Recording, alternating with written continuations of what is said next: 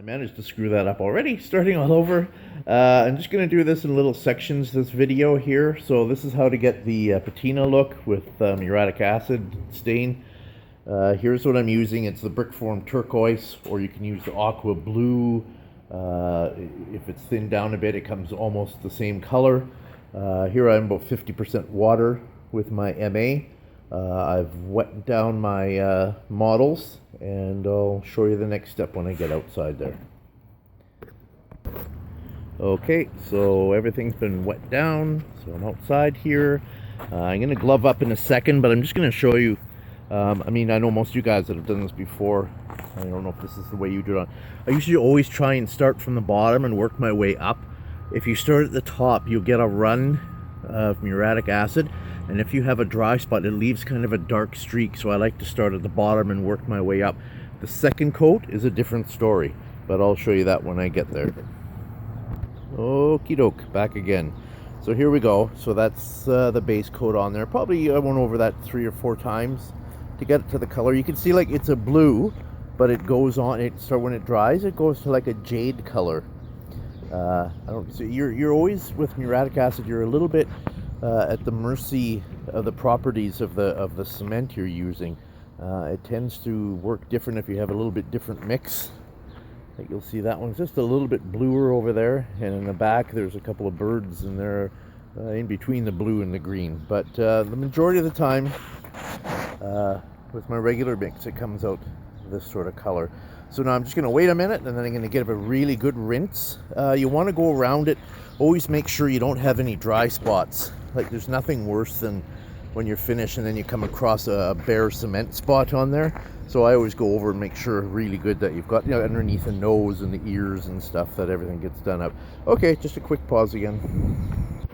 Okay, back again. So here's for the sort of a rust effect. It's a western brown.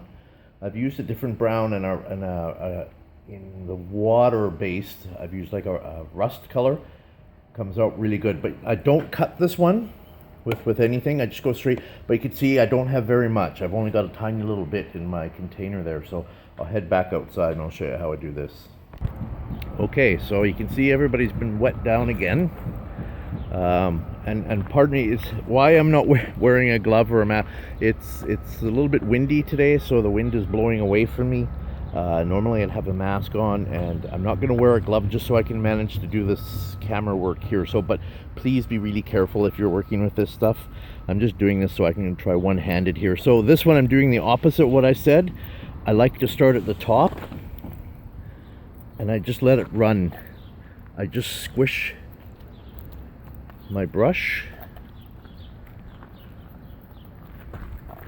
and I let it just run down the ridges. I actually don't brush it. I hardly ever brush. Like now I'll just come across I hope I'm not screwing this up with the camera too much. So now I'm just going to let that drip down. You can see it's changing color. I'll go over to this guy here.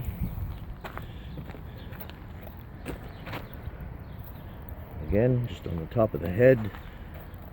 And why I'm doing this, I want to get the streaks. I want it to streak, this one.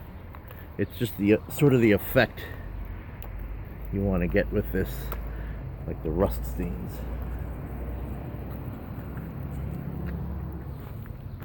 Okay, I hope that's showing up. Can you see it's starting to change a bit? So it's a matter of preference, how much you like on here.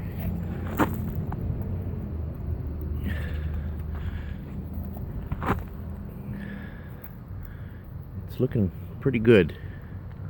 You'll see that'll darken up a bit there. But like I said, I don't brush it at this point. I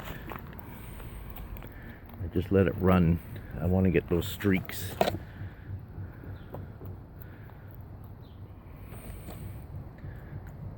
I'm not doing a very good job of holding the camera. Okay. There you can, I hope you can all see that.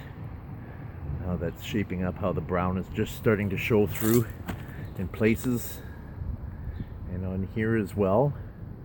So I'm going to call that good. So I'll just let that sit, go clean up my stuff here, and then I'll hose it off, and away we go. So you see I didn't use very much of that muratic at all, so that wasn't much to use, and you get a really good effect there. So I hope that helps you out there, concrete man, if you can find the right colors, and I'll just give this a rinse and show you the end result. Okay gang, see you in a sec. Okie doke, so it's back, it's all been cleaned up. So here we go, and you can, I hope this turns out okay on my camera here. That's the after effect. You can see the streaks of the brown. It's just I just like not brushing it because it gives a really good age look to it, like a natural sort of a patina. It doesn't look like it's been brushed all on. There's nice streaks, sort of what happens in nature if you left something on its own. But so that'll just get a coat each of. Sometimes I don't put a sealer, but I normally put just a no gloss regular flat sealer on these ones. We do have some people ask for it not to be sealed, and that's totally up to them. You can see it goes quite a bit lighter, but it does give like a real natural copper color to it when it's all done. But I hope that helps everybody out, and take care everybody.